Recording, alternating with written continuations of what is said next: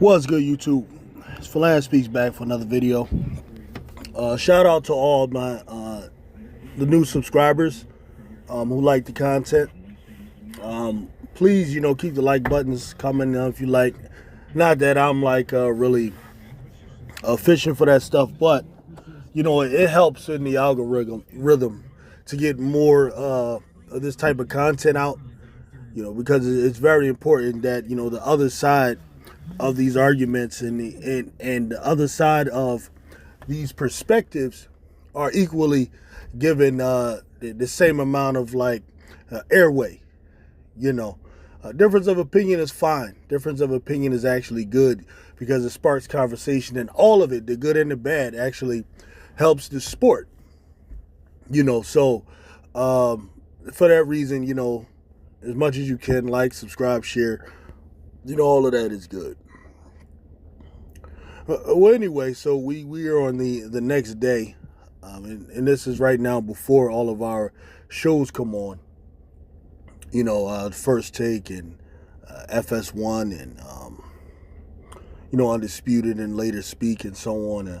But yesterday was really crazy. I know I touched on it a little bit yesterday, but I kind of saw a similar theme throughout, which I find very disturbing. And that is a lot of deflection in these conversations from the actual issues at hand, which is just the sports, and I think it is reflective of a lack of respect from these networks for not only women's sports, but for the listening audience. It's the assumption that people are more interested in drama and a lot of nonsense surrounding the game than they are the actual game. Now, I get there are casuals who are into that stuff, and I do understand it. There's a WWE wrestling aspect to it. But at the end of the day, when we're talking about, say, an athlete like a Caitlin Clark, and whether you believe that most of the opposition is fueled by jealousy, which I don't, and I'll talk about that in a moment, but which I don't believe that. I just don't buy that narrative. I simply don't. And that if there is an animosity, I don't think it's towards her. I think it's more so towards perhaps the league, if anything. That they're from. Oftentimes, when you are an employee, for a particular company or a particular brand, you can be unhappy with the leadership. You can be unhappy with the commissioner. You can be unhappy with the front office. That's very common. I'm of the opinion that players are more so focused on the on-court stuff. But at any rate, I was so disappointed in most of these shows. Stephen A. Smith, I already talked about that yesterday. Was ridiculous. Shannon Sharp kind of coattailed. Now, I respect Shannon Sharp as he had Monica McNutt on his show last night, which I respect that more than what Stephen A. did. Stephen A. just wants to get on his platform and, just run his mouth like a broad, and he still didn't make any points. He didn't clarify anything. Basically, all he said was, I need y'all to understand that I've always been for diversity here at ESPN. And Stephen A., come on, man. That ain't, all that stuff ain't got nothing to do with Stephen A. Smith. That stuff has more to do with ESPN and the front office feeling like this is what they have to do. And it changes with the tides. I remember back when, when Barack Obama was the president. When Barack Obama was the president, you started to see all of these shows like His and Hers, with Jamel Hill and Michael, I forget his name, Michael Smith. You had on FS1, you had this one guy, the gay black guy on the show with Marcellus Wiley and I think it was Max and a number of others. And they used to talk about basketball. You had it was just different, right? And then when Trump becomes the president, His and Hers is all of a sudden gone. I guess they did a little bit too much, talking about the Colin Kaepernick thing and all of that. And then it just changes with the time and with the tides. Like, we're not stupid. We recognize what happens for those of us who watched. You know, that, whatever. Stephen A. Smith wants to take credit for it, diversity being whatever. But my point is, he didn't really prove much of a point.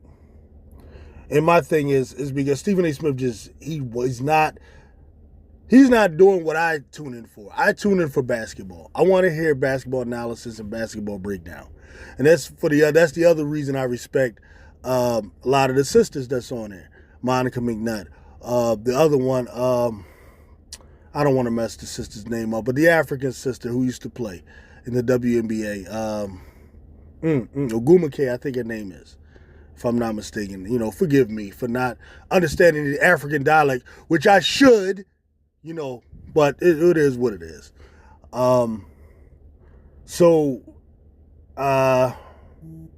Yeah, they want to talk basketball.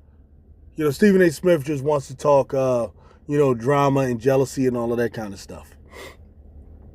But a lot of these other shows, I didn't even cover, Keyshawn Johnson's take and Paul Pierce's take, which were weak, pathetic. And they're weak and pathetic not because I disagree with their takes. It's more so because these guys just don't do their research. They don't put enough time in. And what they're neglecting is, you have a competition now on YouTube where just the common people like myself are putting out content. You have others that are way better than me putting out content. And people are doing their research. They're really breaking down this film. They're looking at like the Chennedy Carter incident, which is what I want to kind of get to and talk about. And they're looking at what happened before, what happened after, and they're providing better analysis and better content than these people on these shows who are clearly not watching the games. They're probably sitting somewhere in Cabo, having freaking, who knows, laying up with whoever, drinking whatever, not paying attention to sports. They come in, people are handing them a topic that they got to talk about with a little bit of research, a little bit of stats on a sheet of paper that they can look at to help them with the pathetic show. And they're still not doing well. And this is what they're offering us, man. This is what they're offering us. Then you got Shady McCoy. Listen, I love Shady McCoy on FS1, but he doesn't know what the hell he's talking about when he's talking. Like, for example, he goes on this soliloquy talking about Angel Reese just keeps talking about Caitlin Clark. Where does she keep talking about her? Where? Like, I don't have a problem with criticizing Angel Reese. I don't have a problem with even siding with Caitlin Clark, whatever the fuck you're doing. But be accurate in what you're doing and your assessments. Don't just talk. People don't respect that. Come on, man. You got to do better. They're worrying about the WNBA losing fans if Caitlin walks away, which will never happen, by the way. Just the stupidest thing anyone's suggesting. If you know anything about corporate America, there is no way Caitlin Clark just walks away from the WNBA. Like, you want to talk all this stuff about, like, she don't need the WNBA or the WNBA needs her. She needs the damn WNBA too. Like, being just this, let's say, being the greatest basketball player of all time means nothing if you don't have a platform to show it. Stop, it's stupid, your argument. Like, what is she going to do? Go to Israel and play? Go to Spain? Huh? What's going to happen? Then what happens if she's not the best over there? Then what? You assuming she's going to go over there and what, just take over? And then what do you think? People going to watch that? How many Americans are going to watch over there? Watch Spain and Israel or Turkey or wherever the hell she be playing? That sound like a bunch of little dweebs, when you say that stuff.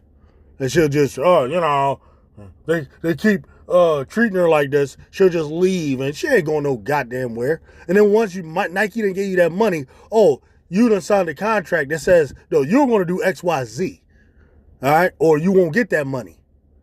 Hey, so she ain't going nowhere. She'll be there in Indiana.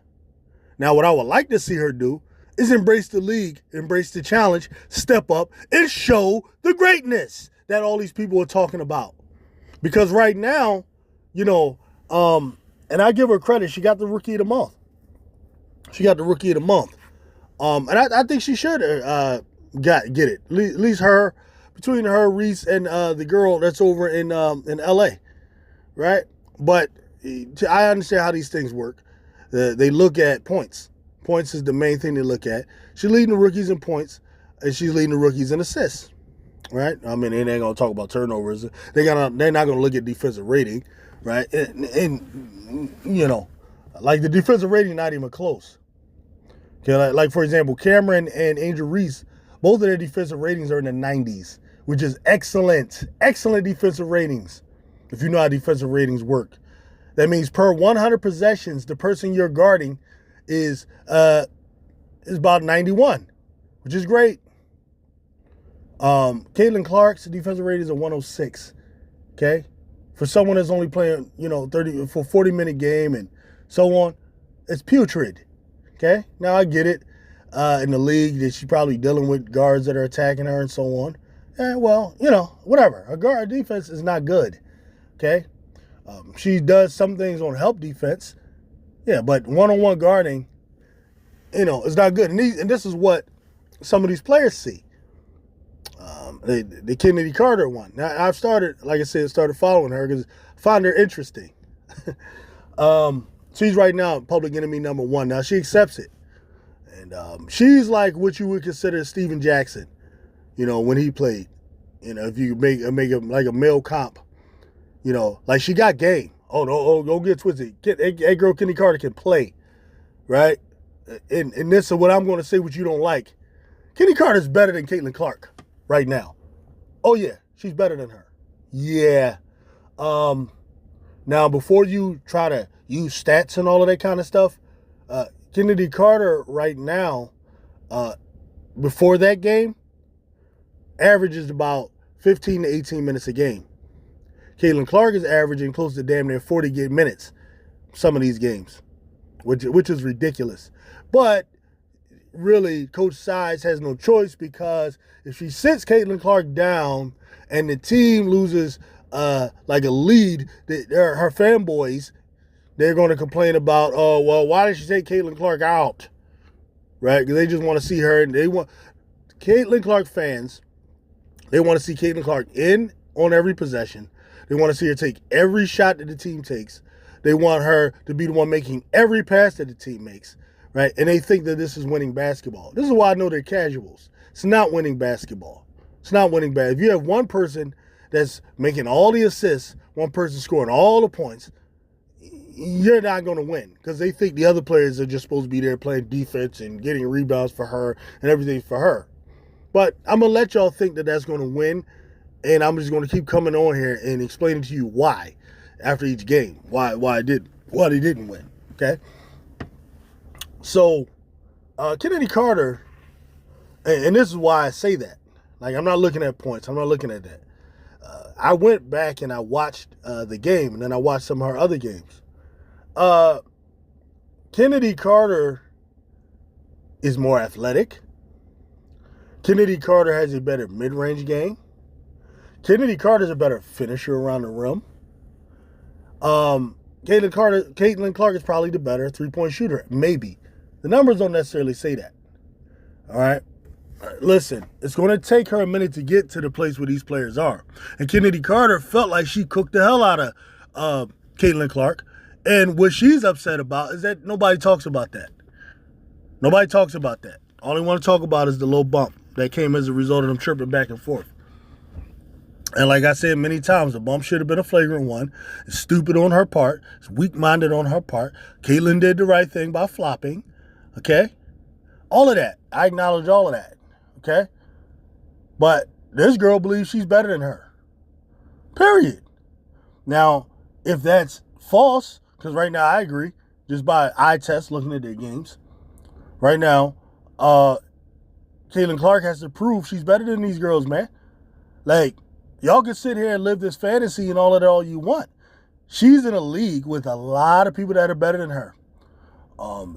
This guard that she faced on the New York Liberty, Haney, is better than her. Seriously.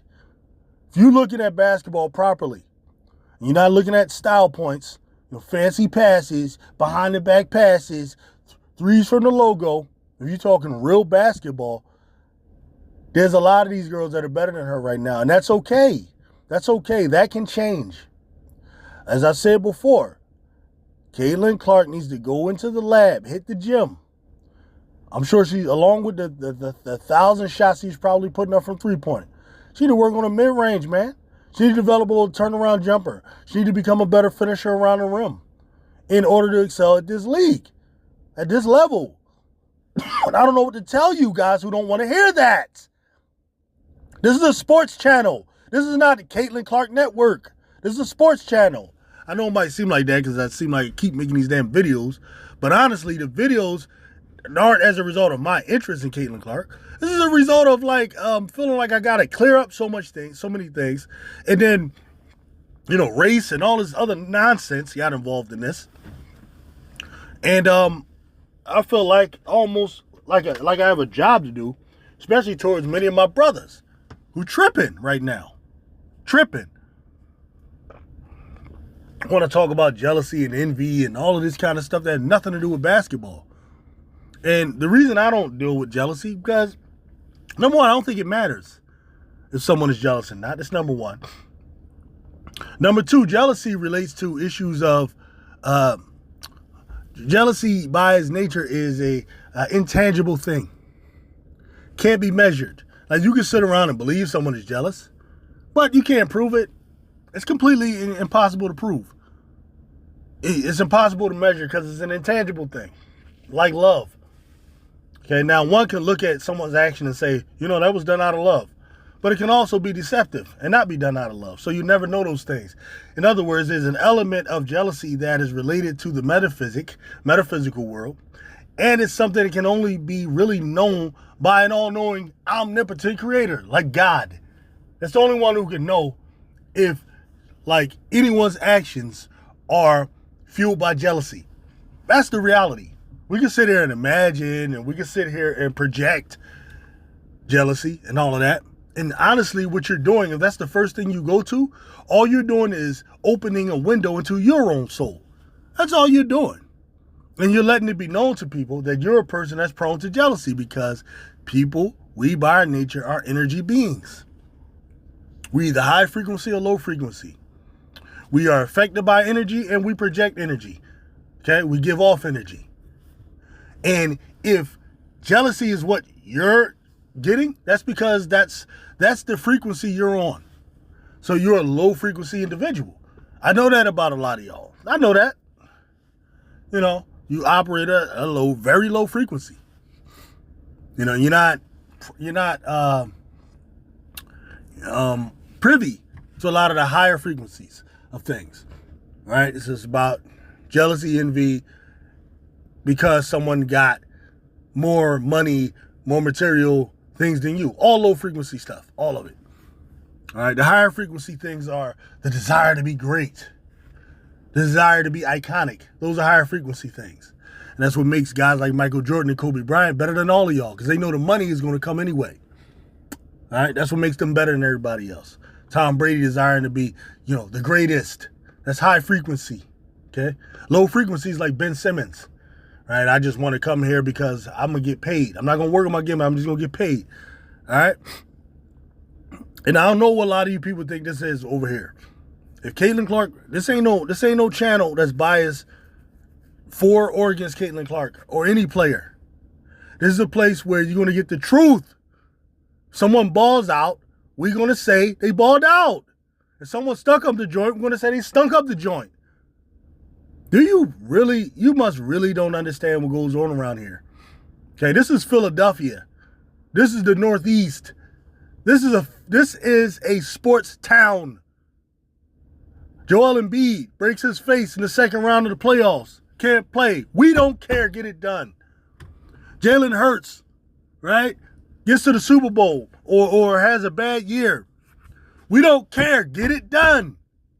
Right? If I'm going to kill Jalen Hurts on this channel, you think I'm not going to kill Caitlin Clark figuratively speaking, for y'all who you little snowflakes, okay? Verbally. Come on, man. You got to be kidding me. She got cooked by Chennedy. And none of y'all want to talk about that. And that's disturbing. All right, man. We over 20 minutes. You know, it ain't like me, so peace out.